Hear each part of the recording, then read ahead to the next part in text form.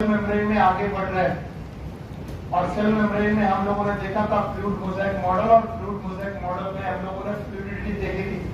तो 1972 में दो साइंटिस्ट, एक का नाम था सिंगर और दूसरा कौन, निकोलसन, और सिंगर और निकोलसन ने मिल करके ये मॉडल हमें समझाया जिसका नाम था फ्लूइड मोज़ेक मॉडल। और आज हम लोगों ने इसका रिवीजन भी किया कि फ्लूइड मोज़ेक मॉडल में दो तरीके की प्रोटीन है, एक इंट्रिंसिक और एक एक्सट्रिंसिक। अगर मैं एक मेम्ब्रेन आपके सामने यहाँ बनाऊं, लेट्स सपोज सर ये मेम्ब्रेन है, तो आप मुझे क्या बोलेंगे सर किस मेम्ब्रेन के इस जगह किस तरफ है साइटोप्लाज्म, क्या बेटा? तो चलो भाई ये रहा साइटोप्लाज्म, मैं बता दे रहा हूँ ये साइटोप्लाज्म रहा। ओके, और साइटोप्लाज्म के इस तरफ एनवायरनमेंट है, मान लीजिए ये एनवायरनमेंट है। अब वो बोलते हैं कि एनवायरनमेंट से चीजें टू एंड फ्रो जा सकती हैं toward cytoplasm and away from cytoplasm. तो साइटोप्लाज्म की तरफ चीजों का जाना या साइटोप्लाज्म से चीजों का बाहर आना, it is known as transport of material, transport of material. और ट्रांसपोर्ट ऑफ मटेरियल में अगर कोई दीवार बन के खड़ा है तो वो है प्लाज्मा मेम्ब्रेन। कौन खड़ा है? और इसीलिए मैं अपने बच्चों से कहता हूं कि प्लाज्मा मेम्ब्रेन को एक बार फिर से देखने की कोशिश करो कि सर प्लाज्मा मेम्ब्रेन में क्या क्या मिलेगा। बताइए क्या क्या मिलेगा? फॉस्फोलिपिड की बाइलेयर, बोलो क्या मिलेगा? और फॉस्फोलिपिड की बाइलेयर मिलेगा। इसके अलावा आपको मिल सकती है कुछ बाहरी प्रोटीन, नाम बताओ। एक्सट्रिंसिक प्रोटीन और कुछ थ्रू एंड थ्रू प्रोटीन, बोलो क्या? इंटीग्रल प्रोटीन, फिर से बोलो इंटीग्रल प्रोटीन। और एक कहानी सुन लो, ट्रांसपोर्ट ऑफ मटेरियल को समझने के लिए कुछ बातें आपको आनी चाहिए। पहली बात, जो भी मटेरियल आप ट्रांसपोर्ट कर रहे हैं उस मटेरियल का नेचर या तो पोलर होगा, कैसा होगा? और या तो होगा नॉन पोलर। बोलो, एक पोलर और दूसरा, बताओ कौन होगा? हाइड्रोफिलिक। पोलर जो होगा वो कैसा होगा? कुछ लोगों ने बोल दिया पोलर हाइड्रोफिलिक होगा। कैसे बोला? Because light dissolve. अगर कोई चीज पोलर है तो उसमें प्लस और माइनस दोनों एंड है, और हमारा वाटर प्लस और माइनस दोनों एंड रखता है, H प्लस और O। चाहिए H2O लिखा है, और H2O इज पोलर की नॉन पोलर? तो बताओ अगर कोई चीज पोलर है तो वो वाटर में डिसॉल्व होगी। और कोई भी चीज अगर नॉन पोलर है तो हाइड्रोफिलिक या हाइड्रोफोबिक? हाइड्रोफोबिक। तो मटेरियल दो प्रकार के इस दुनिया में है, एक हाइड्रोफिलिक और एक हाइड्रोफोबिक। अब मेम्ब्रेन दोबारा देखो, अब मेम्ब्रेन कहती है कि मैं हूं फ्लूइड एंड मोज़ेक, मेरे अंदर दरिया यानी मेरे अंदर जो नदी है वो फ्लूइड की है, और मेरे अंदर जगह जगह पर पैचवर्क में प्रति पड़ी है प्रोटीन। तो अगर मेरे थ्रू होकर के जाना है तो तुम्हें नदियां क्रॉस करनी पड़ेगी, और ये जो नदियां, ये जो दरिया है वो किसकी है? पता नहीं। और फॉस्फोलिपिड है, लिपिड, बोलो क्या है? जिनका मेजर पोर्शन, पोलर की non polar? Non polar. Head portion और टेल पोर्शन? तो मेम्ब्रेन जितनी भी है, दुनिया की जितनी भी मेम्ब्रेन है वो हाइड्रोफोबिक चीजों के लिए परमिएबल है। किसके लिए? हाइड्रोफिलिक की हाइड्रोफोबिक। लिपिड मतलब ऑयल, लिपिड मतलब ऑयल, और ऑयल में पानी घुल सकता है? नहीं। तो पता पोलर चीजें क्रॉस हो पाती कि नहीं? नहीं। तो दुनिया में जो भी हाइड्रोफोबिक सब्सटेंसेस हैं वो मेम्ब्रेन को इजीली क्रॉस करते। कैसा? कैसा? इजीली क्रॉस करते। फिर से सुन लो, टाइम भले लगे लेकिन इसको सुन लो क्योंकि आगे फिर से काम आएगा। जितने भी हाइड्रोफोबिक सब्सटेंस है वो मेम्ब्रेन को इजीली क्रॉस कर जाते हैं। इसका कोई कारण पूछे बता पाओगे? क्योंकि मेम्ब्रेन ज्यादातर समय पर बेटा आपका पहला क्लास है, पहले आए हो? ठीक है। तो जो मेम्ब्रेन है वो हाइड्रोफिलिक की हाइड्रोफोबिक? हाइड्रोफिलिक पर्सन भी है, लेकिन मेनली कैसा है? हाइड्रोफोबिक। और हाइड्रोफोबिक चीजों से हाइड्रोफोबिक चीजें जाएंगी। तो अगर कोई हाइड्रोफोबिक सब्सटेंस है तो वो आसानी से जा पाएगा। और एक प्रोसेस होता है डिफ्यूजन। बोलो क्या होता है? थोड़ा टाइम लगेगा, लेकिन आप लोग ध्यान से देखिएगा। देयर आर सम फ्लूइड्स, थोड़ा सा टाइम लगेगा लेकिन मैं समझा दूंगा। बोलते हैं फ्लूइड वो होता है जिसमें हो tendency to flow. Tendency to, जो भी इस दुनिया में फ्लो करने की टेंडेंसी रखते हैं उन्हें बोलते हैं फ्लूइड। तो बोलते हैं अगर कोई सब्सटेंस फ्लूइड है तो उसमें फ्लो करने की टेंडेंसी है। और फ्लो करने की टेंडेंसी का मतलब उसे मूव करने की टेंडेंसी है। मूव करने की टेंडेंसी है, इसका मतलब उसमें वेलोसिटी है। क्या बेटा? थोड़ी मदद करिएगा, लिखिएगा बहुत ज्यादा नहीं, लिखना बहुत ज्यादा नहीं होता, समझना ज्यादा होता है। तो अगर किसी चीज में मास के साथ साथ मूव करने की टेंडेंसी है तो क्या है? वेलोसिटी है। ओके,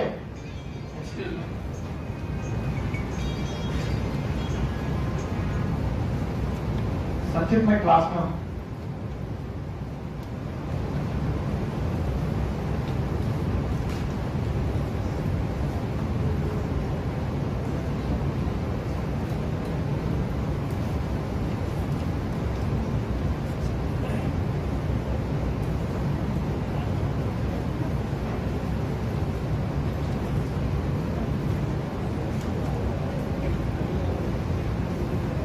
ओके, आइए सुनिए ध्यान से।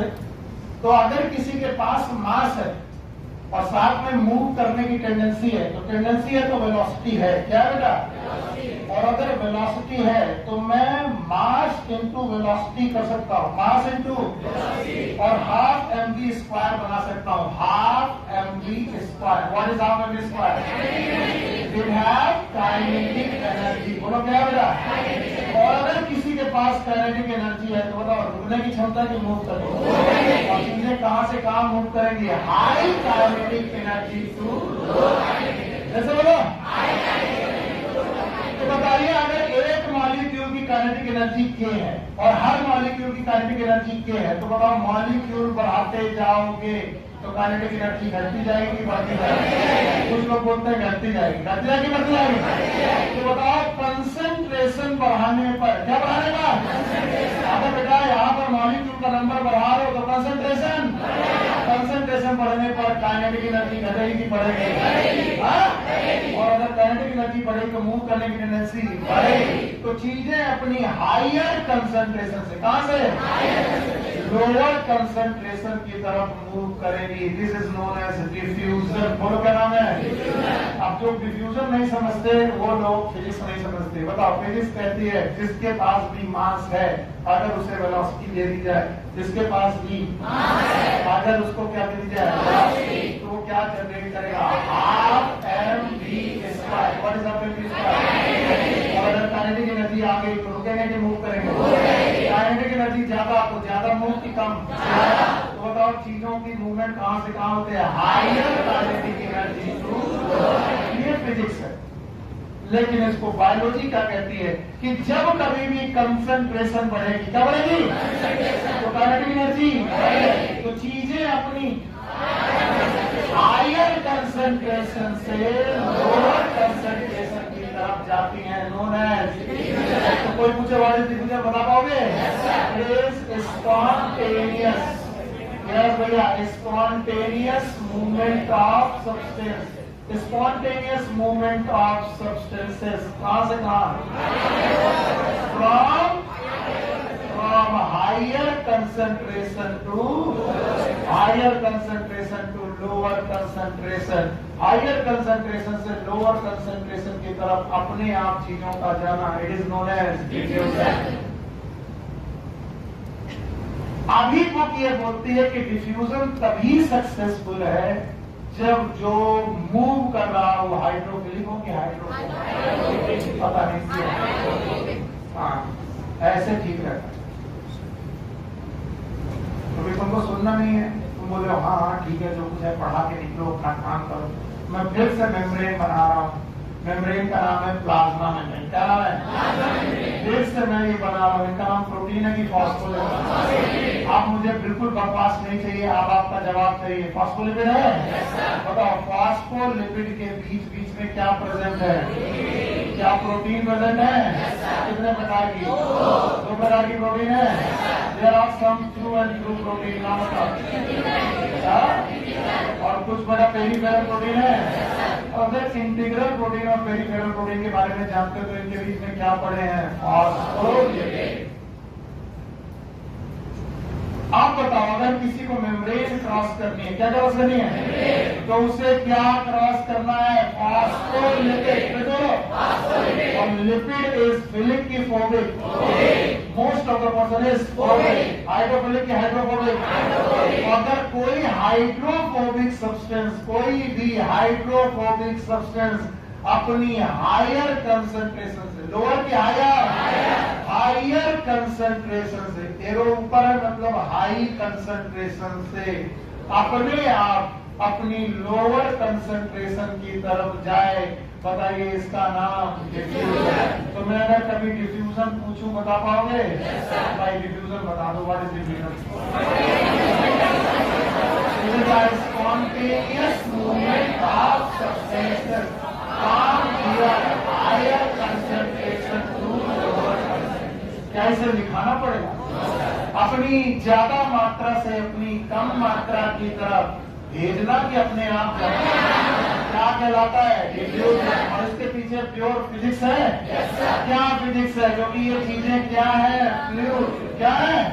और फ्लूइड में क्या होगी? वेलोसिटी। किस बोलो? और हमने क्या दिया है? मास। तो मास होने से क्या पैदा होगा? Half MV square. तो बताओ, इसकी टेंडेंसी रुकने पे होगी कि भागने की? और कहां से कहां भागेगा? हायर काइनेटिक एनर्जी टू, और हायर काइनेटिक एनर्जी होगी कहां? जहां पर कंसंट्रेशन ज्यादा और वहां से कम कंसंट्रेशन की तरफ चीजें जाएंगी। पर याद रहे, अगर ये कैसा हुआ? हाइड्रोफोबिक। बोलो क्या हुआ?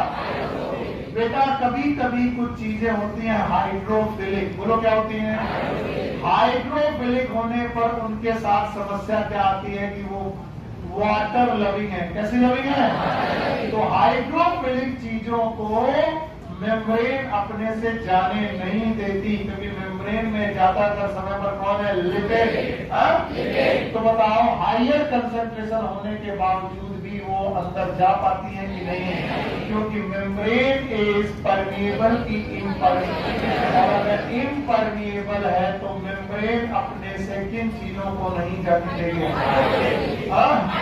इसलिए ये हाइड्रोफिलिक चीजें कैरियर प्रोटीन के थ्रू, किसके थ्रू? जैसे बोलो, तो टनल प्रोटीन भी बिहेव लाइक कैरियर प्रोटीन। ये कैरियर प्रोटीन का की तरह बिहेव करती है। तो चीजें अपनी हायर कंसंट्रेशन से लोअर कंसंट्रेशन की तरफ जाने लगती हैं थ्रू। इसमें भी डिफ्यूजन है, इसमें भी, लेकिन इसमें मिली है फैसिलिटी। और क्या फैसिलिटी मिली है? और ये फैसिलिटी मिली है कैरियर प्रोटीन की। किसकी? Carrier protein. तो जब कैरियर प्रोटीन की फैसिलिटी के साथ डिफ्यूजन होगा, इस डिफ्यूजन को बोलेंगे फैसिलिटेटेड डिफ्यूजन। बोलो क्या बोलेंगे? तो कोई मुझे बताए, what is facilitated diffusion? What is facilitated diffusion? Spontaneous movement of substances from there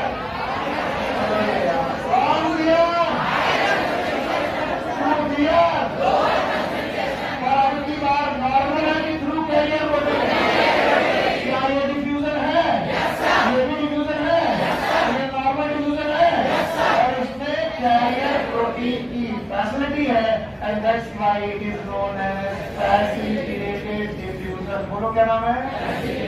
कई बार मैंने पढ़ाया है कि लोग नॉर्मली चल के जा सकते हैं, लेकिन अगर लोग बेटा व्हील चेयर की फैसिलिटी से जाए, व्हील चेयर पे चल के जाए, कार पे चल के जाए, तो नॉर्मली चल रहा है कि फैसिलिटेटेड? तो यहाँ पर जो कार है उसका नाम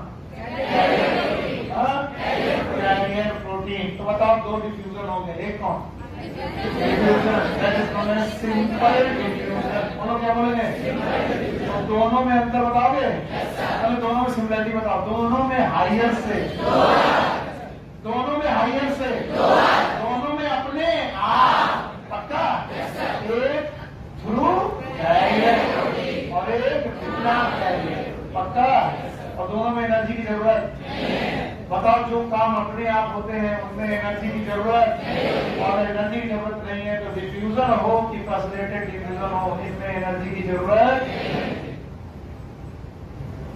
तो हमको तो बिल्कुल समझ में नहीं आया। एक अंतर अगर और आ जाए, बताइए सिंपल डिफ्यूजन किसका होता है? तो बताओ फैसिलिटेटेड डिफ्यूजन किसका होता है? हाइड्रो।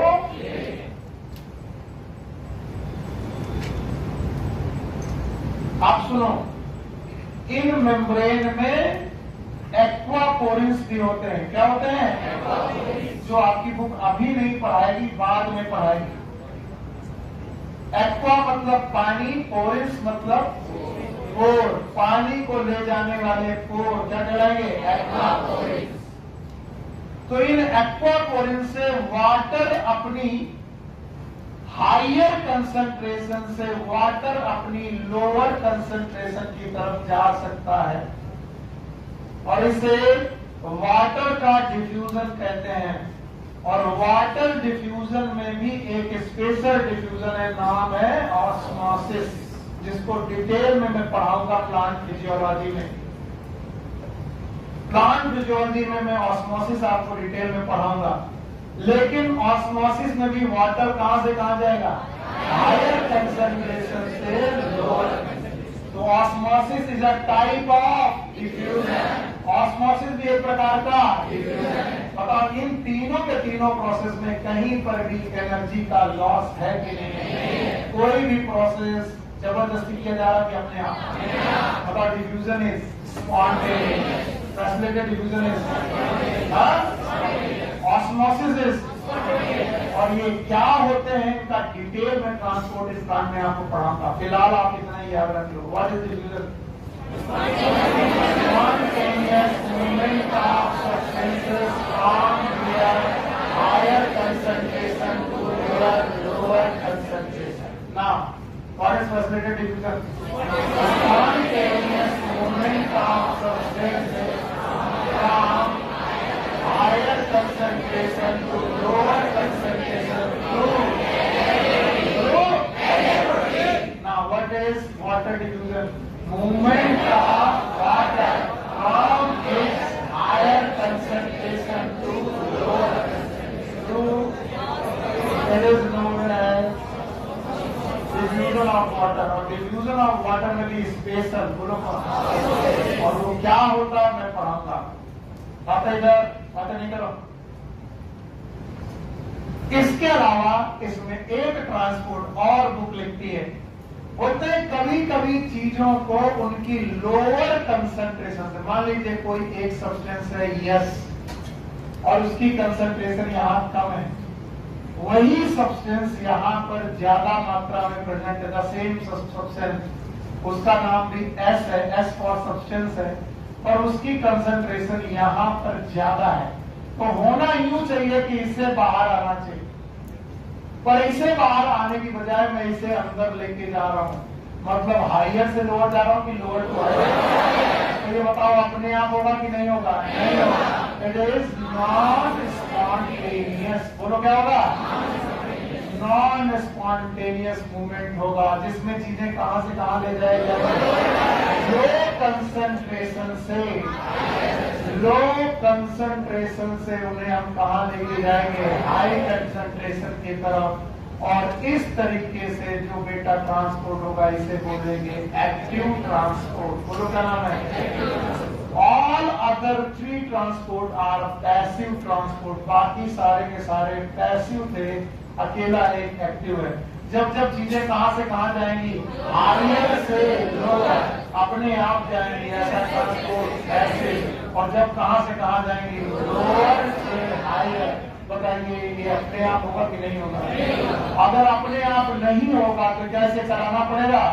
और जो काम कराए जाते हैं उसमें क्या ड्यूटी है? तो क्या इसे एनर्जी खर्च करके करेंगे? और इस ट्रांसपोर्ट को क्या बोलेंगे? क्या डेफिनेशन बता पाओगे एक्टिव ट्रांसपोर्ट? बताओ व्हाट इज एक्टिव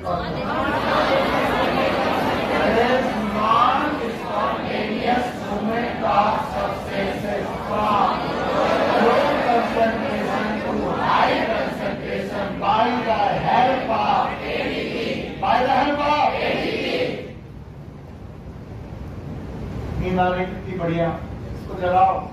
यारवी खड़े हो। कहां तक साथ में थे और कहां के पास सो गए? कहां तक साथ साथ चले गए मेरे? किसान आप इतना घटिया पढ़ाओगे तो हम तो सो ही जाएंगे। और हम सोच रहे हैं कि जल्दी निपटाए आगे बढ़े। इसको दोबारा पढ़ना है ट्रांसपोर्ट इन प्लांट नाम के चैप्टर में, और अभी मेम्ब्रेन में सब बातें लिखी हैं तो मैं इनसे बच तो सकता नहीं, पर तुम सो जाओगे। What is active transport? इधर आओ। याद रखना, एक्टिव ट्रांसपोर्ट भी कैरियर प्रोटीन की मदद से ही होते हैं।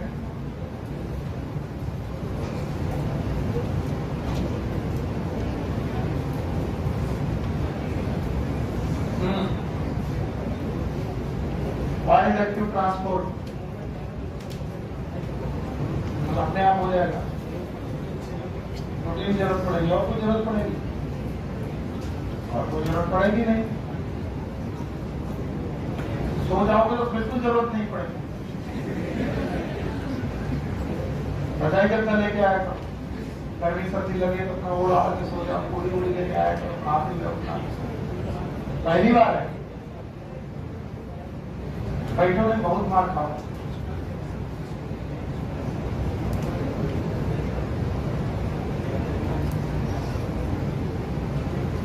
इसी में आधा घंटा लगा दिया, गलती हमारी है। चलो अब फिर से बोलो, कौन सा ट्रांसपोर्ट? चीजें कहां से कहां? अपने आप चले जाओगे? भेजना पड़ेगा? एनर्जी लगेगी? साथ में कैरियर प्रोटीन लगेगी? अब जो सो रहे हैं उनको जगा देना हिला के। आप कुल मिलाकर के 3 पैसिव ट्रांसपोर्ट पड़े। कितने? 3। पहला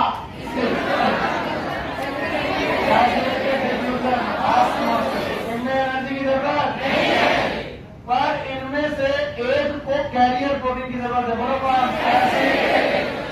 क्या एक्टिव ट्रांसपोर्ट में भी कैरियर प्रोटीन की जरूरत है? No sir.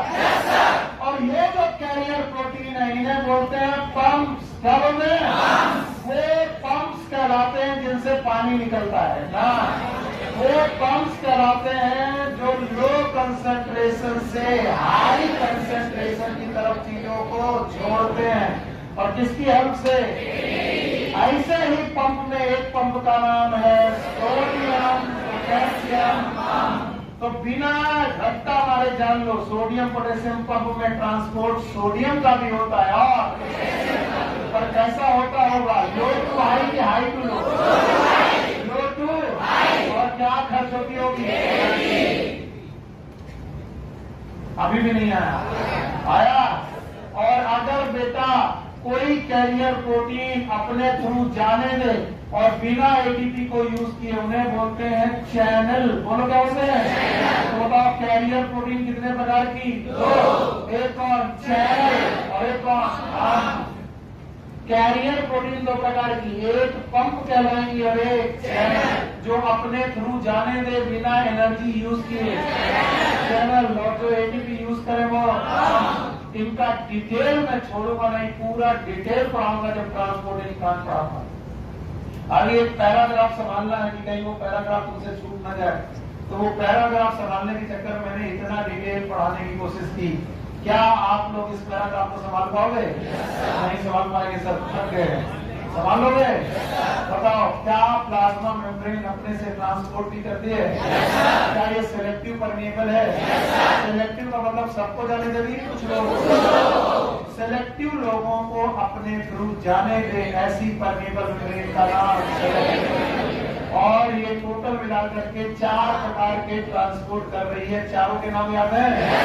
बोलो पहला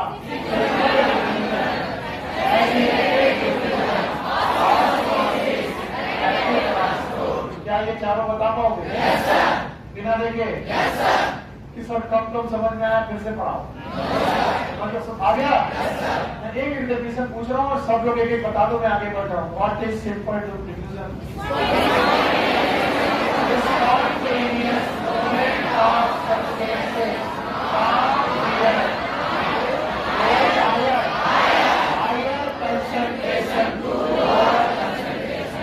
की जरूरत है, एनर्जी की जरूरत नहीं है। थैंक यू, एक हो गया। दूसरा आया फैसिलिटेटेड डिफ्यूजन, बताओगे?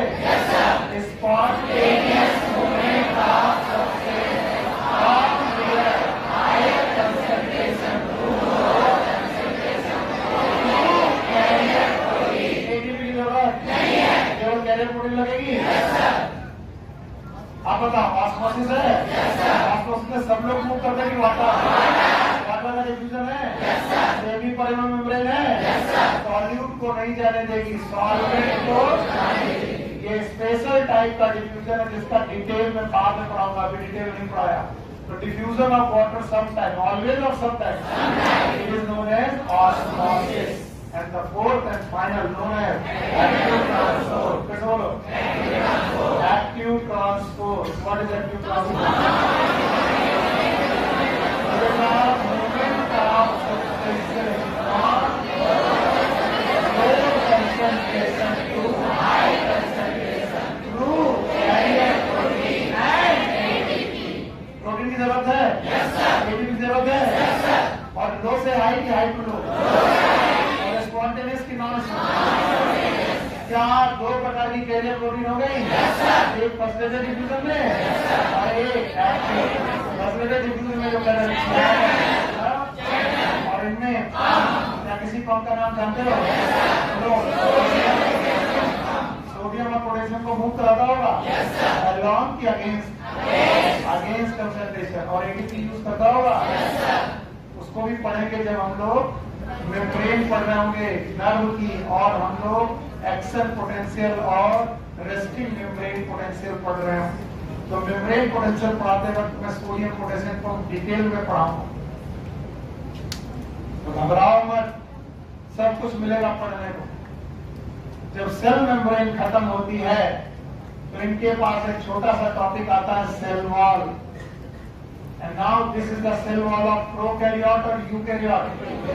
तो प्लीज यहाँ पर ब्रैकेट में थोड़ा सा यूकैरियोट्स लिख लेंगे तो अच्छा रहेगा, क्योंकि एक बार सेल वॉल में और पढ़ा चुका हूँ, पर तब मैंने सेल वॉल किसकी पढ़ाई थी? प्रोकैरियोट। और वो प्रोकैरियोट की सेल वॉल में पढ़ाया था पेप्टाइडो ग्लाइकन। 3 सब्सटेंस याद थे?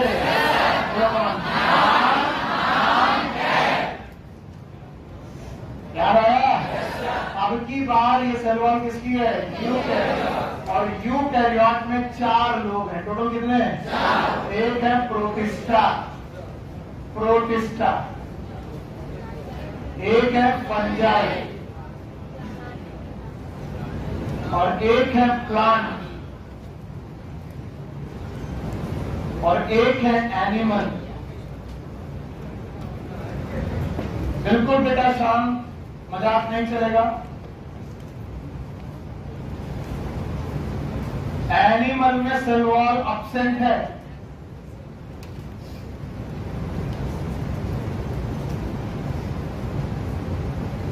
एब्सेंट है। पता नहीं क्यों यार वहां पर जबरदस्त प्रॉब्लम है। यहां देखते रहो, नहीं मैं आया तो मालूम। एनिमल में सेल वॉल एब्सेंट है, प्रोटिस्टा में may be present, may be absent. और ये जवाब आप लोग मुझे देंगे कि कब प्रेजेंट और कब एब्सेंट, बिना मैं पढ़ाए आगे बढ़ूंगा नहीं। प्रोटिस्टा के 5 लोग याद हैं? बोलो।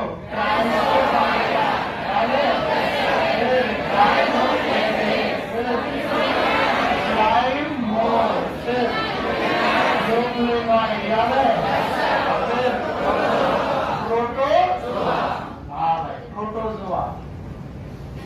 चलिए मेघा जी खड़ी होइए और बताइए कि प्रोटोजोआ में सेल वॉल प्रेजेंट की एब्सेंट?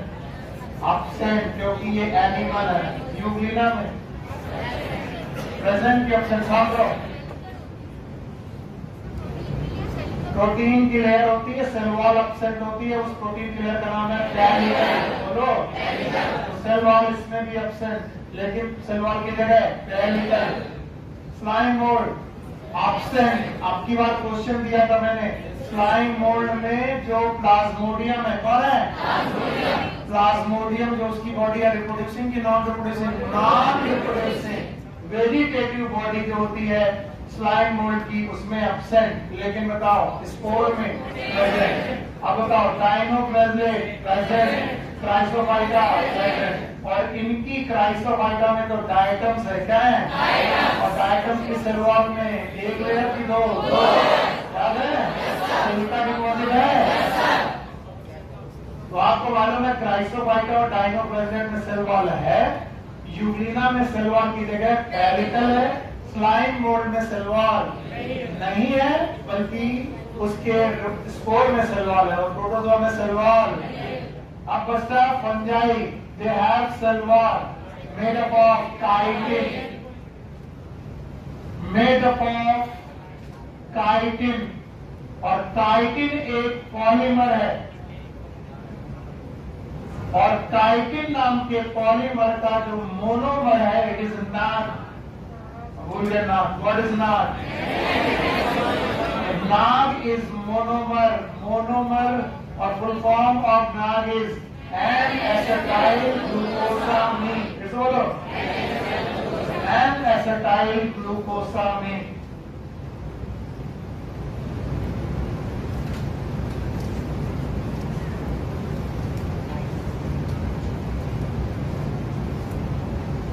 N acetyl glucosamine.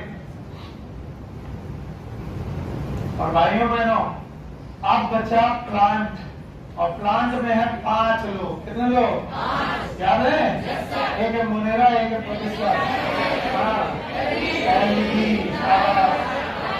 और ब्रायोफाइटा, और स्टेरिडोफाइटा, और जिम्नोस्पर्म, जिम्नोस्पर्म, और एंजियोस्पर्म।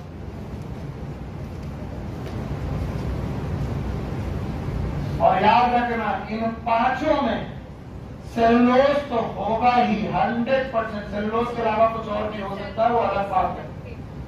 तो सेलुलोज सब में होगा, वेदर इज एल्गी और ब्रायो और टेरिडो और जिम्नो और एंजियो, इन सब में सेलुलोज जरूर होगा। इसीलिए प्लांट की सेल वॉल कहलाती है सेलुलोजिक। बोलो क्या? और फंजाई की सेल वॉल इसकी बनी है काइटिन। तो सेलुलोज है कि नहीं है? इसीलिए इसे क्या बोलते हैं? Non cellulosic. और कोई बताने की इच्छा रखे ना रखे, लेकिन मोनेरा में भी सेल वॉल थी, नहीं थी? प्रोकैरियोट की यूकैरियोट,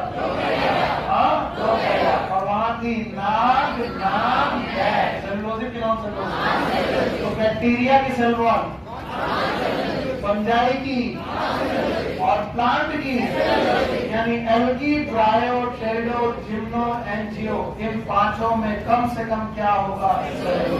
और भी चीजें होंगी, लेकिन कम से कम कितना होगा? सब नहीं आया? आया? और आगे मैं और पढ़ाऊंगा, अभी चिंता मत करो, अभी केवल सेल वॉल में इतनी चीजें बताओ। बताओ सेल वॉल किसकी पढ़ने जा रहे हो? प्रो की यू? प्रोकैरियोट में हर बंदे के पास सेल वॉल थी? नाम बताओ, बताओ, हर बंदे के पास प्रोकैरियोट में सेल वॉल थी? नहीं थी। किसके पास नहीं थी? माइकोप्लाज्मा के पास। और जिनके पास भी थी उनके पास क्या था? डायलोप्लाज्म। नाग नाम है, नाग नाम है। और यहां देख लो, 5 में से 1 उड़ा दिया, मोनेरा, वो कैसा है? प्रोकैरियोटिक। और 4 पता, प्रोटिस्टा में हर जगह सेल वॉल नहीं है, फंजाई में सेल वॉल, सेलुलोज की काइटिन की, सेलुलोजिक की, नॉन सेलुलोजिक। और एनिमल में सेल वॉल है। बचा कौन? प्लांट में सेल वॉल है, लेकिन सबके पास है, लेकिन सबके पास क्या है? अब ध्यान सुनना, हटा दे रहे इसे। इनमें से एल्गी की सेल वॉल और रेस्ट ऑफ द प्लांट की सेल वॉल में थोड़ा अंतर है। बाकी सारे प्लांट में कौन कौन बचे बताओ? ब्रायो, एरिडो, सिम्नो, एंजियो। और एल्गी की सेल वॉल में और बाकी सारे प्लांट की सेल वॉल में थोड़ा थोड़ा अंतर है। जो एल्गी की सेल वॉल है वो बनी है 4 चीजों से। ऐसे रट्टा मारेंगे, सीएम जीएम। जब भूल जाए तो ऐसे याद रखते हैं, CM GM. C for cellulose, cellulose तो होना ही था। Yes. M for mannans, G for कैलेक्टेंस,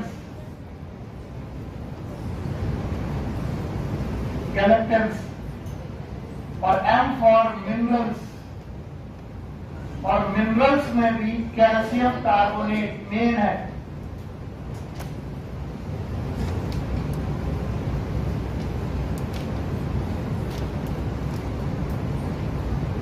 तो एल्गी की सेल वॉल में सीएम जीएम याद रखेंगे। C for cellulose, M for mannans, G for galactans, M for minerals.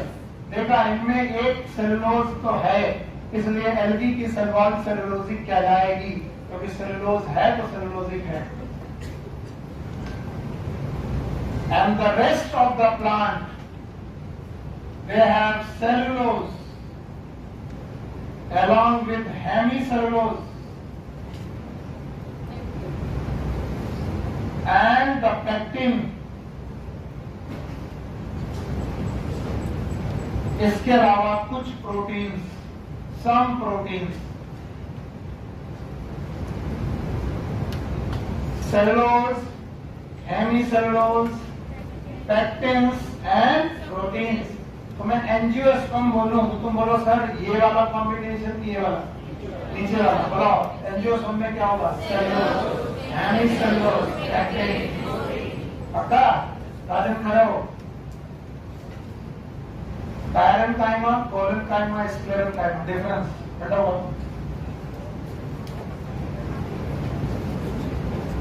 Parenchyma, collenchyma, sclerenchyma, difference. आओ।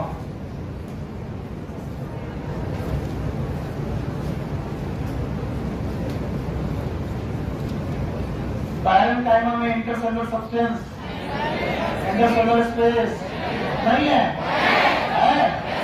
कोलेनकाइमा में इंटरसेलुलर सब्सटेंस, 3 चीजों का डिपोजिशन है। बोलो, सेलुलोज, हेमीसेलुलोज, और स्क्लेरेनकाइमा याद है? सेलुलोज और हेमीसेलुलोज के अलावा पेक्टिन का भी लिग्निन, और किसमें केवल सेलुलोज था? पैरेन्काइमा। अरे कैसे पढ़ोगे? जाओ पढ़ो। क्वेश्चन का जवाब देने के लिए तुरंत तैयार रहो। पैरेन्काइमा में सेलुलोज था? Yes sir. कोलेनकाइमा में सेलुलोज के साथ हेमीसेलुलोज और पेक्टिन था, और स्क्लेरेनकाइमा में सेलुलोज, हेमीसेलुलोज के अलावा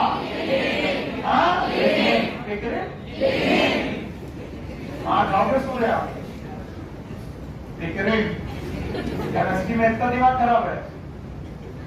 लिग्निन था? इसमें से कौन सी डेट थी? कोई मैं रॉकेट साइंस नहीं पढ़ा रहा, उन्हीं कोशिकाओं की वॉल पढ़ा रहा हूं। और याद रखना, प्लांट हो कि एल्गी हो, रादर प्लांट में ज्यादा याद रखना, they are made up of 2 type of wall. One is known as primary cell wall। बोलो क्या नाम है? Primary cell wall. और दूसरी तरीके की cell wall it is known as secondary cell wall. शायद तुम लोग बातें मेरी आगे खींच के ले जा पाओ, शायद, पर मुझे डर है कि तुम गलत भी कर सकते हो। Primary cell wall is always made up of cellulose, may be sometime hemicellulose. लेकिन सेकेंडरी सेल वॉल में जो सेकेंडरी डिपोजिशन है वो हो सकते हैं या तो पेक्टिन, बोलो किसमें, कोलेंटाइना, और या तो लिग्निन, किसमें, तो साहब तबीयत सही है, नहीं सही है, मार खाओ, खड़े हो। कोई ऐसी सेल बताओ जिनमें सुबेरिन का डिपोजिशन था, सेकेंडरी सुबेरिन का डिपोजिशन।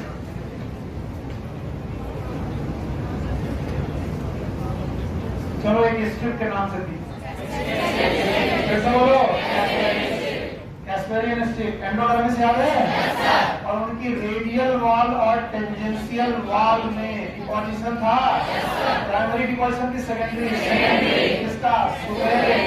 तो घबराओ मत, सेकेंडरी लिग्निन, सुबेरिन। और किसी को कॉर्क याद है, फेल्लोजन याद है, फेल्लोजन बाहर की तरफ फेल्लम निकालता था और कॉर्क सेल बनाता था, और वो कॉर्क सेल लिविंग थी कि डेड, उनमें सुबेरिन डिपॉजिट था, प्राइमरी की सेकेंडरी, किसी को कोई मतलब नहीं है।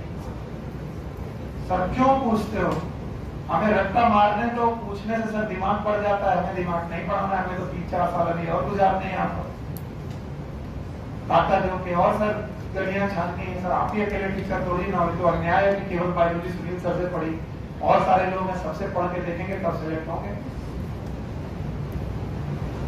बताओ सेल वॉल कितने प्रकार की हो सकती है, 2। एक कौन, प्राइमरी, दूसरा सेकेंडरी। चाहे प्राइमरी हो चाहे सेकेंडरी हो, इन सेल वॉल को बनाने का काम, अगर किसी को याद हो, लिक्विड नेचर और fluid nature of plasma membrane, भूल गए। प्लाज्मा मेम्ब्रेन का फ्लूइड नेचर के कुछ फायदे थे, वो क्या क्या सीक्रेट करती थी, सेल वॉल। बोलो सेल वॉल कौन बनाता है, भगवान, भूल गए। Cell wall is secreted by plasma membrane, बोलो कौन, और मुझे डर है कि तुम इस क्वेश्चन को सॉल्व कर पाओगे, और सच में मैं डरता हूं।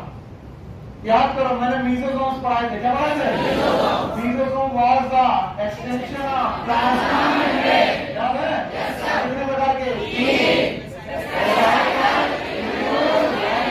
और उनका काम भी क्या था, सेल वॉल, याद है, थोड़ा सेल वॉल बनाना भगवान का काम है। तो जगाओ इनको,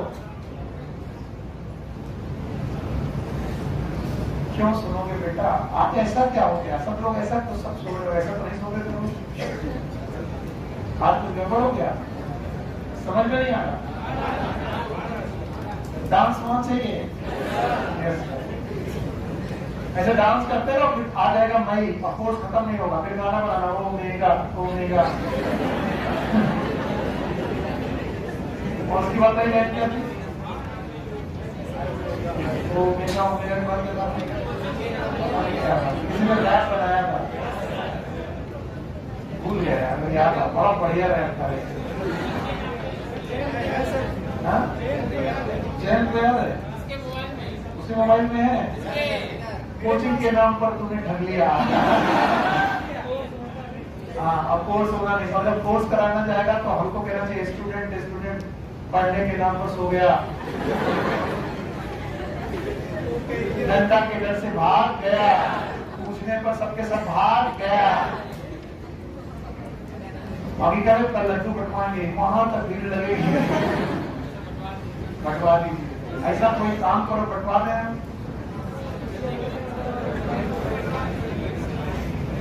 अच्छा चोट तुमने है, मुझको नहीं है, आपको ना पढ़ाया जाए तो अभी गिरवा पकड़ लो, सर कोर्स खत्म करो, और सब कोर्स खत्म करा रहे तो भाग जाते हो, ये बहुत गंदी बात। और चित्रांग बाबू से कह देना कि पीठ मजबूत करके आए हैं अगली बार, दमक के मारेंगे हम, अरे तो भागी जाए, पकड़ में ना आए, ऐसा ठीक है। हाँ चलो जवाब दो, सेल वॉल प्रोकैरियोट की पढ़ रहे कि यूकेरियोट, और हमेशा सेलुलोजिक की नॉन सेलुलोजिक की, बताओ पंजाई कैसे थे, नॉन सेलुलोजिक। इसके बाद एल्गी और अदर प्लांट में डिफरेंस है, बोलो एल्गी के पास 4 चीजें हैं, बोलो सीरियम, what is C, energy, M mineral, calcium, बाकी प्लांट प्लांट याद है? उनमें क्या है? सेलुलोज, कभी भूलो ही नहीं। पैरेंट काइमा के बाद कोलन काइमा पढ़ा था। कोलन काइमा का कंटेंट होता है सेल वॉल में। बोलो कौन कौन? कभी कभी और भी होता है, सुबेरिन होता है, लिग्निन होता है। बताओ, सुबेरिन कैस्पेरिन स्ट्रिप में था, पार्क में था, और स्क्लेरल काइमा में लिग्निन। तो बताओ सेल वॉल कितनी? 2, एक और प्राइमरी और एक सेकेंडरी। जो मैं पढ़ाने जा रहा हूँ बुक में दिया है लेकिन डायग्राम नहीं दिया। सब लोग यहाँ देखें। बोलते हैं 2 प्लांट सेल आप ले लो। मान लो ये प्लांट सेल की प्लाज्मा मेम्ब्रेन है, प्लाज्मा मेम्ब्रेन, और ये दूसरी प्लांट सेल की प्लाज्मा मेम्ब्रेन। बहुत ध्यान समझना, मैं डर रहा हूं क्योंकि मुझे लगता है कि तुम नहीं बता पाओगे। बार बार गड़बड़ करते हैं बच्चे। ये प्लाज्मा मेम्ब्रेन है, ये भी प्लाज्मा मेम्ब्रेन। अब इन प्लाज्मा मेम्ब्रेन के बीच में एक लेयर बनती है जिसका नाम है कैल्शियम पेक्टेट। बोलो क्या नाम है? Calcium pectate. And this calcium pectate is known as middle lamella.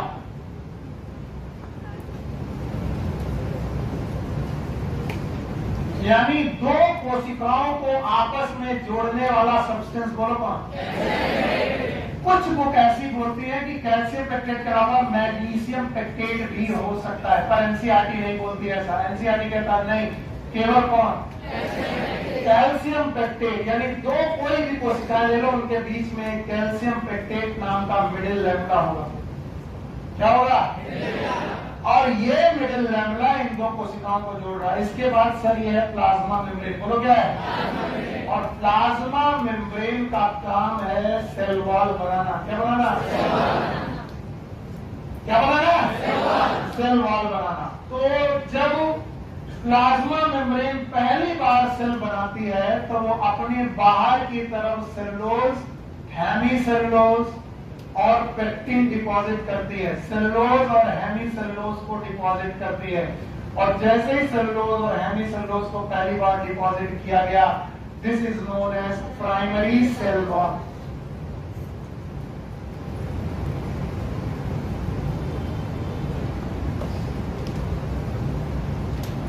कौन सा सेल वॉल?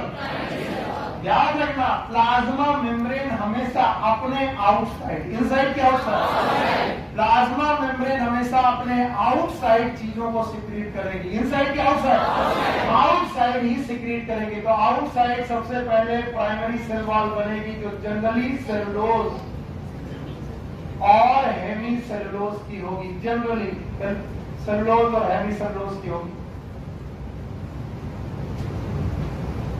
जब प्राइमरी सेल वॉल बन चुकी होगी तब उनमें सेकेंडरी डिपोजिशन आएंगे। कौन से? और सेकेंडरी डिपोजिशन भी भाइयों बहनों, ये सेकेंडरी डिपोजिशन भी प्लाज्मा मेम्ब्रेन ही निकालेगी। कौन निकालेगी? अब जरा सोच के देखो, सबसे बाहर, अरे यार, मिडिल लैमेला, बोलो, फिर प्राइमरी सेल वॉल और फिर प्लाज्मा मेम्ब्रेन। अब प्लाज्मा मेम्ब्रेन को सेकेंडरी सेल वॉल बनानी है। क्या बनानी है? और प्लाज्मा मेम्ब्रेन चीजें निकालती है बाहर के अंदर, और बाहर ऑलरेडी क्या प्रेजेंट है? तो प्राइमरी सेल वॉल के बाहर निकालेगी के अंदर एक नया डिपोजिशन चालू होगा। ब्लू कलर से मैं बना रहा हूँ। These deposition are primary cell wall और secondary cell wall. These are known as secondary cell wall. तो एक साल क्वेश्चन पूछा गया और हर टीचर ने इसका जवाब अलग अलग दिया और बच्चे कंफ्यूज कि किस टीचर का जवाब सही माना जाए। तो फिर मैंने एमपी कौशिक पढ़ी और फिर अपना ज्ञान बढ़ाया कि अगर आप बाहर से अंदर की तरफ चलें तो आपको सीक्वेंस में क्या क्या मिलेगा। सब लोग बताओगे? सबसे पहले क्या मिलेगा? Middle lamella. सबसे पहले मिलेगा middle lamella. Thank you very much. इसके बाद मिलेगी प्राइमरी सेल वॉल। बोलो, प्राइमरी सेल वॉल मिलेगी। और प्राइमरी सेल वॉल के बाद सेकेंडरी सेल वॉल, और उसके बाद मिलेगी प्लाज्मा मेम्ब्रेन। बोलो क्या मिलेगी?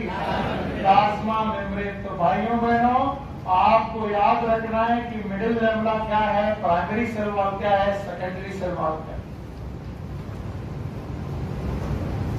नहीं आया? आया? बताओ सीक्वेंस बिना देखिए। सबसे बाहर मिडिल लैमेला के बाद फिर सबसे पहले क्या डिपॉजिट किया जाएगा?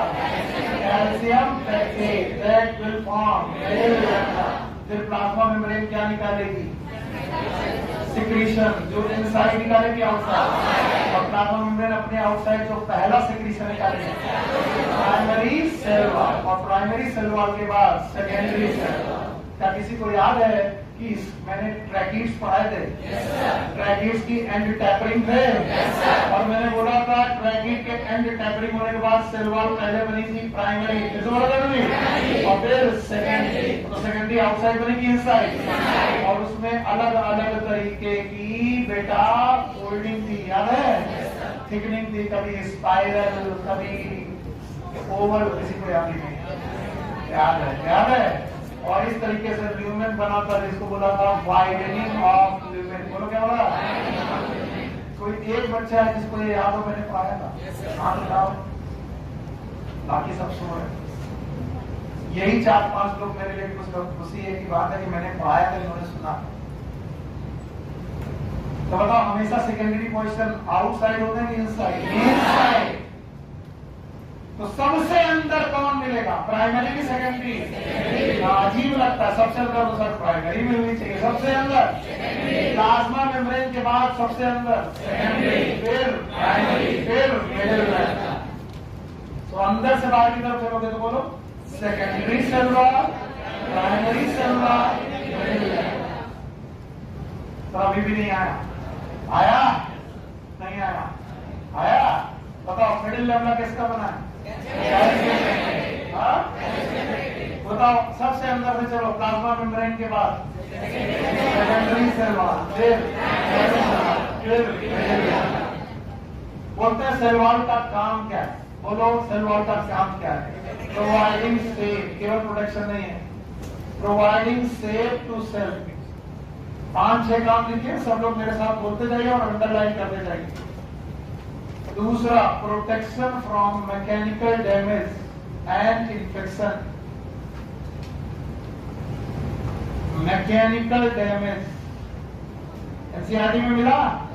नहीं मिला। जितने लोगों को मिला वो अंडरलाइन करते जाए। Mechanical damage and infection.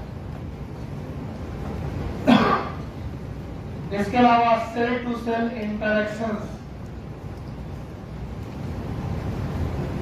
अब आप बोलेंगे sir cell to cell interactions कैसे होंगे? Through structure known as plasmodesmata. बोलो क्या नाम है? प्लाज्मोडेस्माटा। एक सेल दूसरे सेल से कनेक्ट होगी थ्रू प्लाज्मोडेस्माटा। कैल्शियम पेप्टाइड को भी बेटा पेनिट्रेट कर जाएगी। Cell to cell interaction. इसके अलावा barrier, barrier to toxic substance.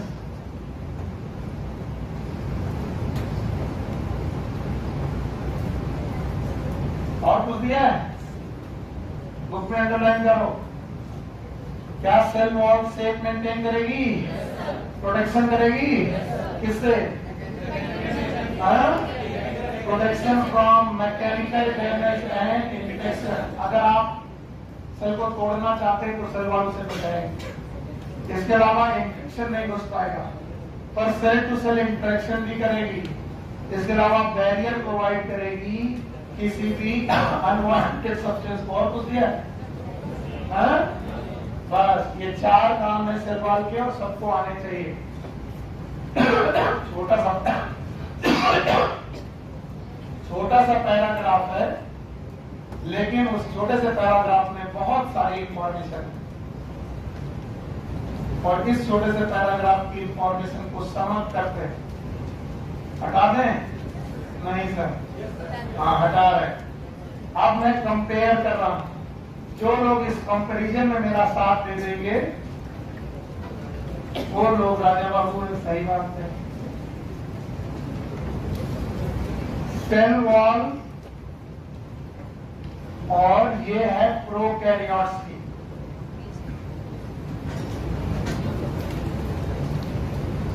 और दूसरी तरफ है सेल वॉल यूकैरियोट्स की।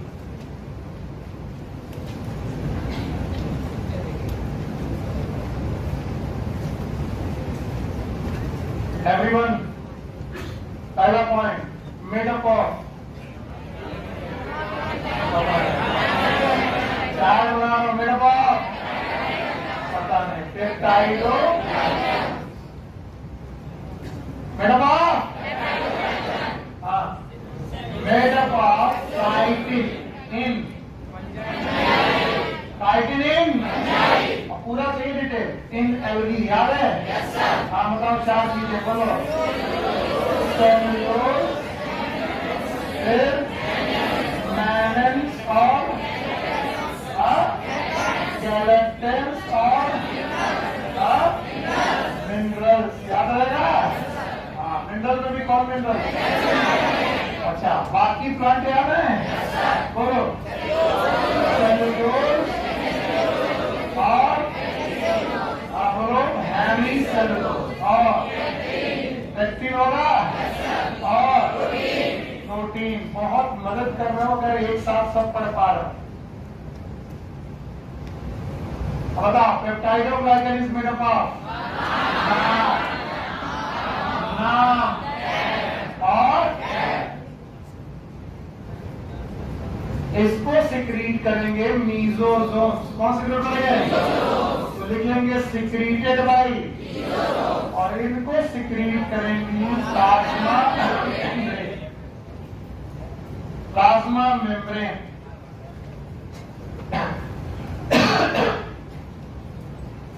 इनमें दो लक्षण हो सकते हैं। एक कौन सी? प्राइमरी, फिर से बोलो, भूल गए बोलो। पहला कौन? और इनका सीक्वेंस याद है?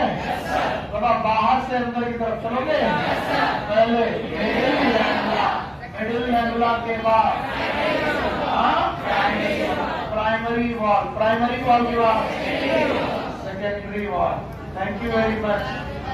और फिर कौन है? Plasma membrane. प्लाज्मा मेम्ब्रेन को छोड़ दो, बाहर से चलो, सबसे बाहर मिडिल फिर प्राइमरी सेल, फिर इनमें ऐसा कोई डिफरेंशिएशन, इनमें केवल पेप्टाइडोग्लाइकन है, कैल्शियम पेक्टेट जैसा कोई भी चीज नहीं।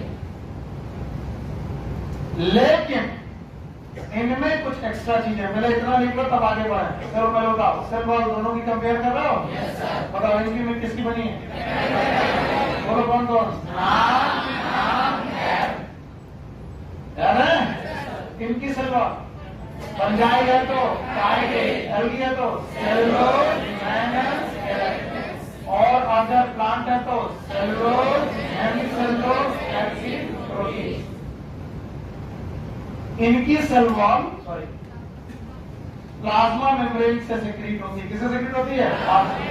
इनकी मीजोसोम। और इनकी वॉल कितनी होती है? दो, एक और प्राइमरी और एक, और बाहर से अंदर की तरफ चले तो सबसे पहले फिर प्राइमरी, फिर सेकेंडरी, फिर प्लाज्मा, और अंदर से चले तो प्लाज्मा में ऐसा इनमें कोई चेंजेस। पर इतना अगर आपको आता है तो प्रोकैरियोटिक की सेल वॉल में कुछ चीजें और हैं, उनको मैं लिखने जा रहा हूं। कंपैरिजन के बाद वो मुझसे छूट गई थी, इसलिए वो मैं लिखने जा रहा हूं, ध्यान सुनना। प्रोकैरियोटिक सेल वॉल में सेल एनवेलप के दौरान तीन चीजें और होती हैं। One is known as flagella, दूसरा है बेटा पिलाई, तीसरा है फिम्बरी।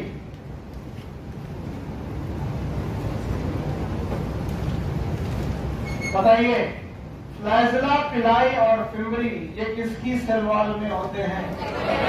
प्रोकैरियोट की यूकैरियोट? तो एक बार मेरे साथ मदद करिए सेल एनवेलप बनाने में। मदद चाहिए आपकी।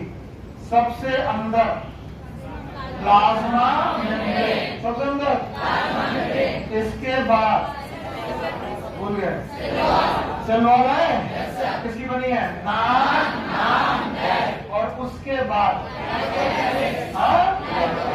ग्लाइकोकैलिक्स। अगर ये ग्लाइकोकैलिक्स लूज है तो किसी को सच में फर्क नहीं पड़ा।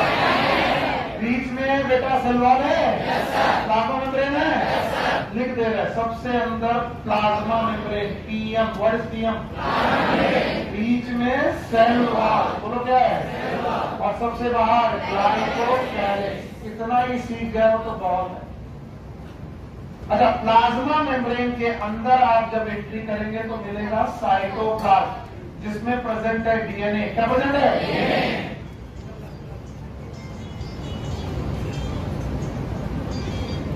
हेलो, मालूम क्या मैं क्लास में हूँ? कोई नाम बताओ। मैं तो क्लास में हूँ। अच्छा,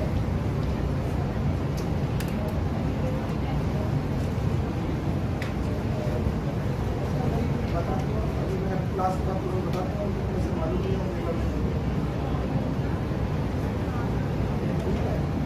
बाकी अगर ऑफिस में आना होगा तो ऑफिस में भी आना।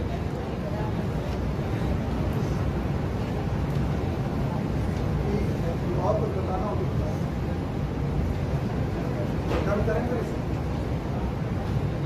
ठीक है बेहतर।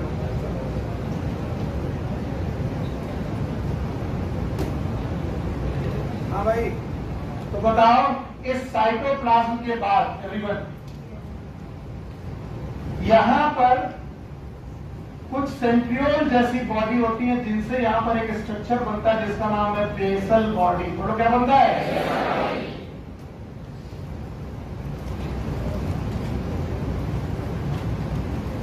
इस बेसल बॉडी से पूरी सेल वॉल के बीच में एक स्ट्रक्चर होता है जिसका नाम होता है हुक।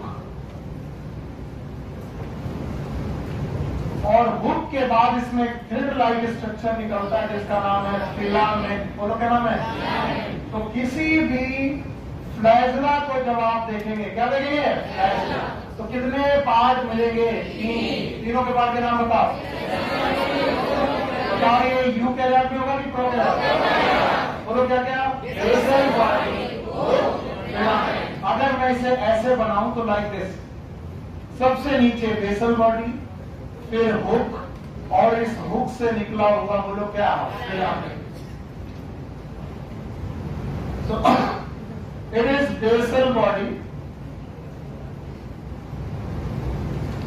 इसके बाद हुक, और हुक के बाद फिलामेंट। याद रखना, flagella is the outgrowth of cell wall. In prokaryotes, prokaryote में फ्लैजला जो होता है वो सेल वॉल का आउटग्रोथ है, जिसमें कितनी बॉडी है? 3। बोलो कौन कौन? Basal body, hook and filament. बोलते हैं फ्लैजला अगर प्रेजेंट है तो बैक्टीरिया होते हैं मोटाइल,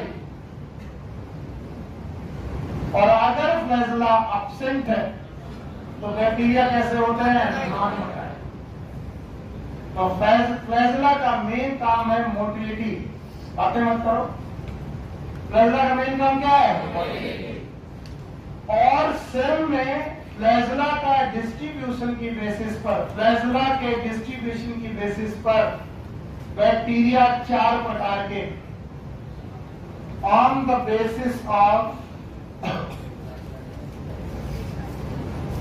नंबर एंड डिस्ट्रीब्यूशन। ये सब एनसीईआरटी में दिया है, एक लाइन में दिया गया होगा, ज्यादा नहीं दिया होगा। Number and distribution of flagella. Bacteria are of many types. बातें करना बंद करो बेटा। मान लीजिए ये बैक्टीरिया है, ये भी बैक्टीरिया है, ये भी बैक्टीरिया है, और ये भी बैक्टीरिया है। मैं कह रहा हूं चारों बैक्टीरिया है, लेकिन चारों डिफर कर रहे हैं। देखिए कैसे। अगर बैक्टीरिया के पास एक फ्लैजला एक तरफ है, इसे बोलेंगे मोनोट्राइकस।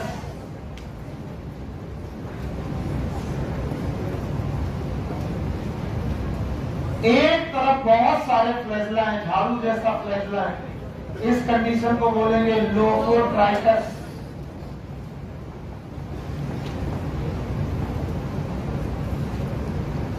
और अगर फ्लैजला दोनों तरफ है एक एक, it is known as amphitrichous. Amphi मतलब बोथ, दोनों तरफ। और अगर फ्लैजला चारों तरफ है, it is known as peritrichous. E coli के पास एक फ्लैजला की बहुत सारा, और एक तरफ की चारों तरफ।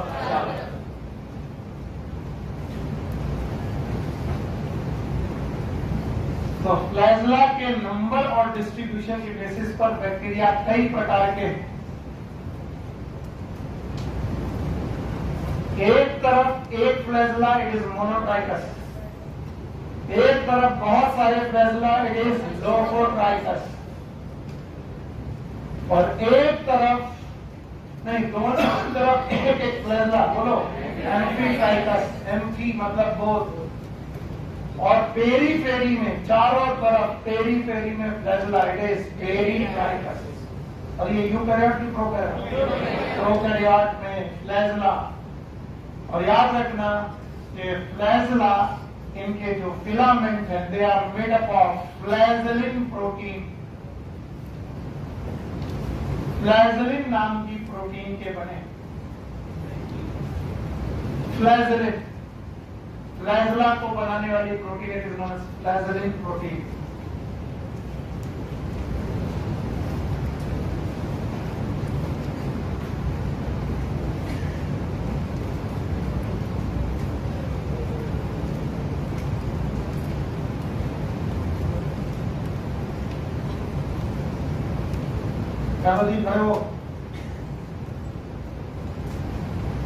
Give me one example where flagella is not the extension of plasma membrane.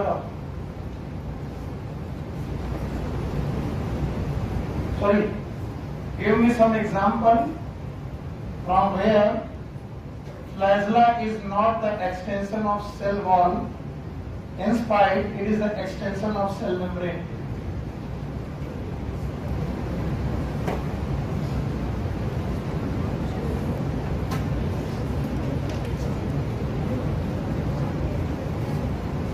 Class पढ़ना नहीं है, इधर उधर घूमना है।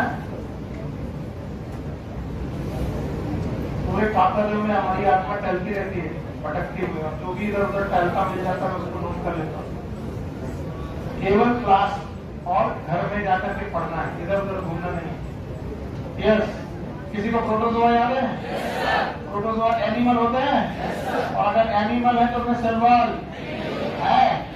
प्रोटोजोआ 4 है, चारों के नाम याद है? एक का नाम अमीबा, जैसे बोलो दूसरे का नाम सीलिएटेड, तीसरा फ्लैजेलेटेड। अगर वो फ्लैजेलेटेड है तो उसके पास भी क्या है? फ्लैजला और सेल वॉल है कि नहीं है? नहीं है। ये इसलिए कि ज्यादा घूमते फिरते लोग, पढ़ाई लिखाई एकदम ध्यान से। तो बताओ भाई साहब, आप लोग को याद होगा कि आप फ्लैजला के बारे में पढ़ रहे हो और सर आपको उल्टा पढ़ा रहे। क्या पढ़ा रहे? It is outgrowth of cell wall. लेकिन कभी कभी क्या ये बिना सेल वॉल के भी निकल आते हैं? जैसे कि पता नहीं, जैसे कि प्रोटोजोआ। प्रोटोजोआ में सेल वॉल है? प्रोटोजोआ में सेल वॉल और क्या ट्रिपैनोसोमा याद है? फ्लैजला होता है? सेल वॉल है कि नहीं है? प्लाज्मा मेम्ब्रेन है? तो हर बार सेल वॉल से ही निकले जरूरी नेगा जी। ये नया क्या मिला होगा, बैठा करो क्लास में, ठीक? तो हर बार फ्लैजला जरूरी नहीं कि किससे निकले, सेल वॉल। कभी कभी सेल मेम्ब्रेन से भी निकल आते हैं। बताओ, फिर भी उनमें 3 पार्ट होंगे, बोलो कौन? Basal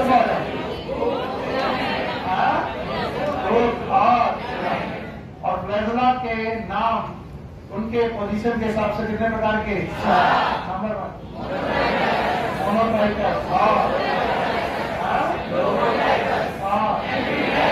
amphitrichous.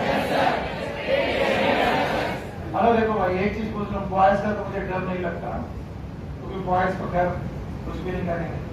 मैं ऐसे मान लेता हूँ, बुरा तो नहीं मानते हो भाई? गर्ल्स किसको एक मार पड़ी,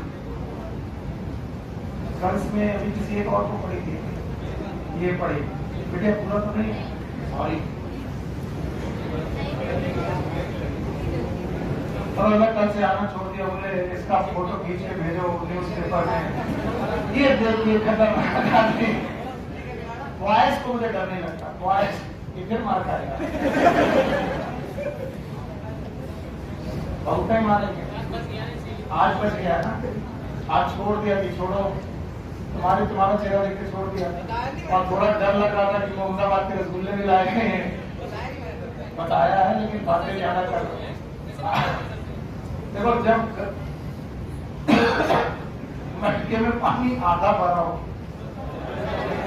तो बहुत अच्छा लगता है, और जिन नदियों में गहराई कम होती है उनका शोर बहुत ज्यादा, और जिन नदियों में बहुत गहराई होती है वो बहती बहुत तेज से लेकिन बड़ा शांत। तो जब ज्यादा शोर करता है आदमी, चाहे टीचर हो चाहे स्टूडेंट हो, समझ लेना उसका नॉलेज बहुत हल्का है, आधा भरा है।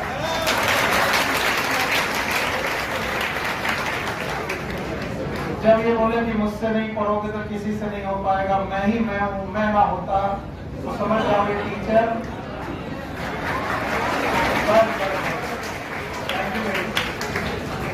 तो ये चीजें हमेशा रखो, अपने बिहेवियर में रखो कि आपको ज्यादा सराहा जाएगा जब आप समय आने पर बोले। हमेशा बोलना, टीचर के सामने मजाक करना, ये मेरी आदत थी, और जब तक मैं सीख पाता तब तक समय निकल गया था। 3 साल हो गए तैयारी करते तब जाके सिलेक्शन, और जिस साल सिलेक्शन हुआ उस साल में सबसे ज्यादा शांत था। कोई क्वेश्चन पूछता था तो भी जवाब नहीं देता था, मैं जानता था ज्यादा उचक्कर बोलने से कुछ नहीं होता। अल्टीमेटली तुम्हारा रिजल्ट, तुम्हारा वो जो नीट का स्कोर कार्ड होता वो मायने रखता है, और जब उसकी वजह से तुम मेडिकल कॉलेज के अंदर जाते हो तुम्हारे अंदर से अपने आप थैंक यू निकलते हैं, क्या थैंक यू सर, आपकी वजह से क्वेश्चन सही हुआ। और मेरी वजह से अगर क्वेश्चन गलत भी होगा तो बहुत सारी गालियां भी निकलती हैं। तो अपना बिहेवियर को बहुत शांत रखा करो, और याद रखा करो कि यहाँ पर गर्ल्स भी बैठे हैं, बॉयज भी बैठे हैं, और तीनों लोगों को मिलकर, मी गर्ल्स एंड बॉयज तीनों लोगों को मिलकर के क्लास का माहौल बड़ा बढ़िया रखा। बहस करना, मजाक करना, कमेंट करना, भद्दे कमेंट करना, it is just like a house, घर है हमारा। जैसे घर में हम सब गालियां नहीं देते वैसे यहाँ क्यों दें? घर में अगर शोर नहीं बता तो यहाँ क्यों करें? और मैं गार्जियन की तरह ही हूँ, जब मैं देख रहा होता हूँ मैं अपनी बेटी को मार सकता हूँ, अपने बहन को थप्पड़ मार सकता हूँ, तब मैं सोचता हूँ कि मैं अपनी बहन के साथ ऐसा करता हूँ, यस तब मैं तुमको मारता हूँ, just you are just like my sister. और अगर उसके अलावा तुमको कुछ और लगे तो बता देना, मैं भैया नहीं मारूंगा ना कुछ। हाँ, बॉयज को तो मैंने अपना तो मान न मान मैं तेरा, हाँ। तो कई बार गर्ल्स गुस्सा हो जाती है भगवान, और बड़ा दुष्प्रचार है मेरे बारे में। 2-3 बार फोन आता है, सर सुना है आप मारते हो, तो मैंने कहा हाँ, मैं कभी नहीं कहता हूँ ना, अच्छा सर फिर ठीक है, तो मैं आपसे नहीं पढ़ूंगी, ठीक है। फिर दुष्प्रचार है कि वो बहुत मारते हैं, बहुत करते हैं, तो ऐसे में मेरा चेहरा भी खतरनाक है, मेरा बॉडी लैंग्वेज भी खतरनाक है। हाँ, सूर्य कह रहे हाँ। तो देखो, मेरा केवल उद्देश्य ये है कि मैं तुम्हें बहुत ज्यादा थप्पड़ मार के नहीं, मैं तुमसे कहता हूँ कि तुम मार क्यों खाओ, तुम आसानी से पढ़ के आओ, और बिना पढ़े क्लास में बैठोगे तो तुम्हें डर लगना ही चाहिए, और अगर पढ़ के बैठोगे तो तुम्हें डरने की जरूरत, जो बता देता है उसको भी मारता हूँ। और ये डर जरूरी है, बहुत जरूरी है। तुलसीदास जी कह गए कि विनय न मानत जलति जल, गए 3 दिन भी, और बोले राम प्रकोप तब, भय बिन होए न। प्रेम के लिए भी भय की जरूरत है, प्रेम के लिए भी भय की जरूरत है। बाप का जो प्रेम है बच्चे के लिए, बच्ची के लिए, वो भय वाला है। आप अपने पापा से हो सकता है उसके पापा बड़े पोलाइट हो, लेकिन मेरे पापा बड़े खतरनाक, वो जैसे ही आते थे मैं सोने का बहाना करता था, और मैं रजाई के अंदर घुस जाता था, और वो कहते थे सो नहीं रहा, इसको उठाओ। पर क्या मैं अपने पापा को लाइक नहीं करता? पर मैं क्यों आपका पापा हो सकता हूँ? क्यों हो सकता हूँ? फीलिंग है। If I feel you like my daughter, my son, my brother and my sister, जिनकी एज थोड़ी ज्यादा है वो ब्रदर सिस्टर माने, जो थोड़ी कम है वो डॉटर है, और जो मानना है मान लो। सर आप मेरे को बाबा जैसे लगते हैं, नाना जैसे लगते हैं, ठीक है, पर बाबा अब लिविंग फॉसिल ना बोलो।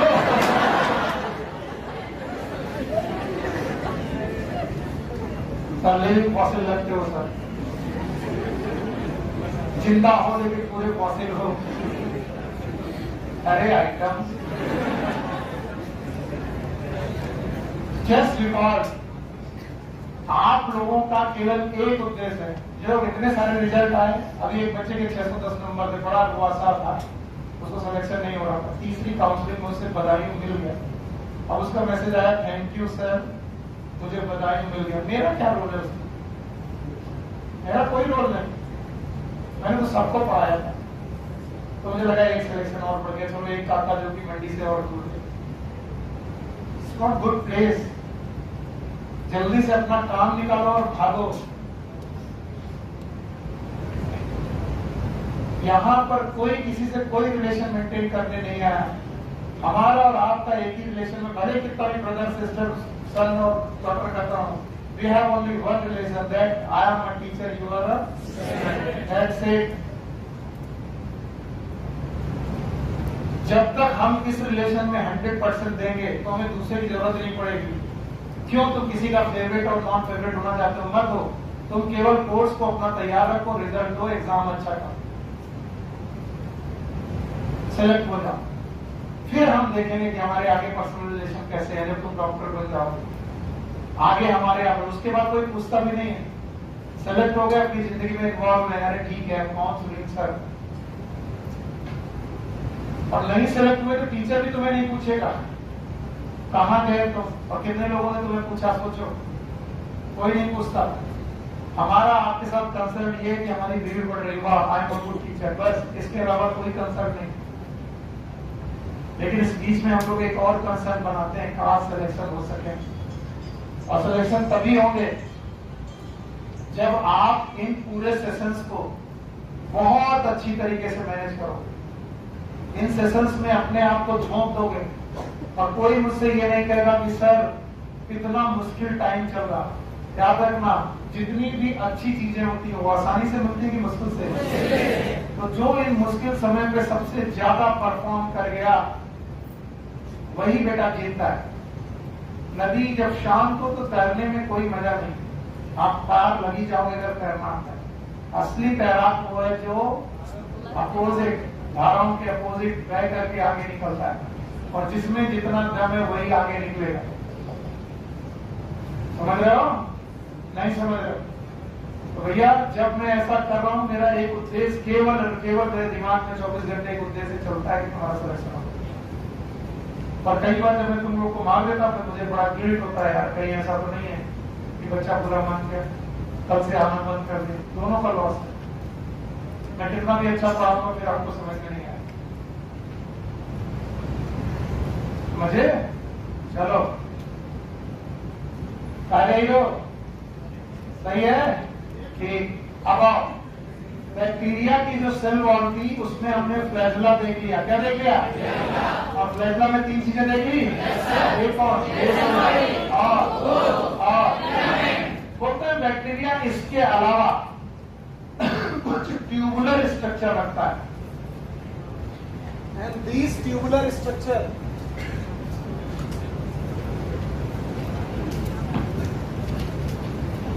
ये जो ट्यूबुलर स्ट्रक्चर है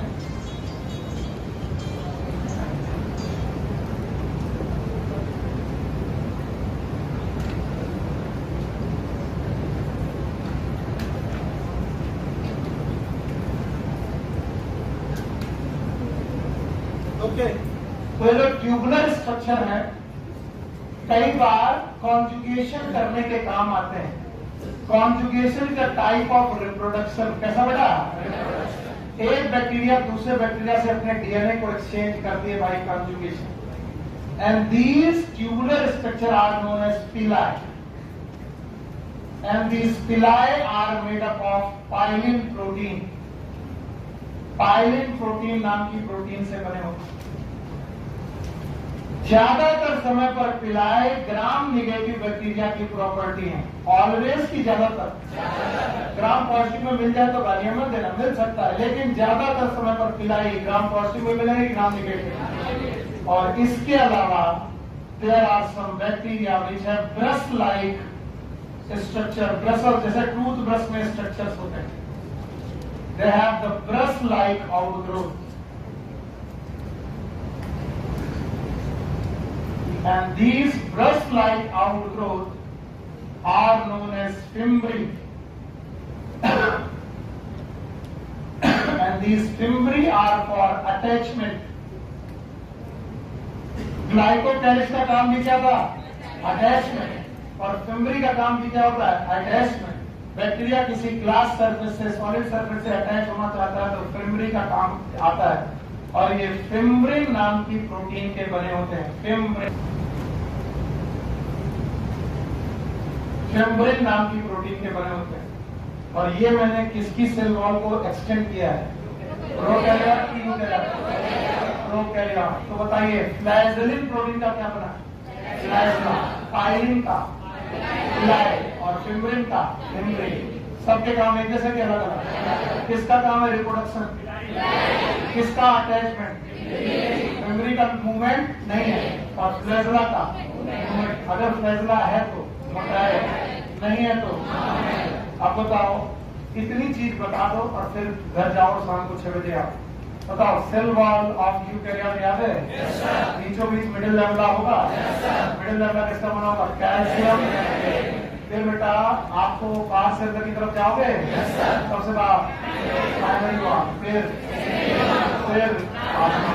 पहले कौन रिलीज होगी? प्राइमरी, फिर सेकेंडरी। इसीलिए secondary wall is always inside to primary. और बताओ इसका सेक्रीशन कौन करेगा? प्लाज्मा। आज ह्यूमन हेल्थ एंड डिसीज में मोस्ट इंपॉर्टेंट टॉपिक हम लोग डिस्कस करेंगे, दैट इज इम्यूनिटी। क्या डिस्कस करेंगे? प्लीज क्लास मत छोड़िएगा, वरना वैक्सीनेशन इम्यूनाइजेशन समझ में नहीं आएगा। Take care, good luck. 6 से आज शाम को बेटा एक बार करो।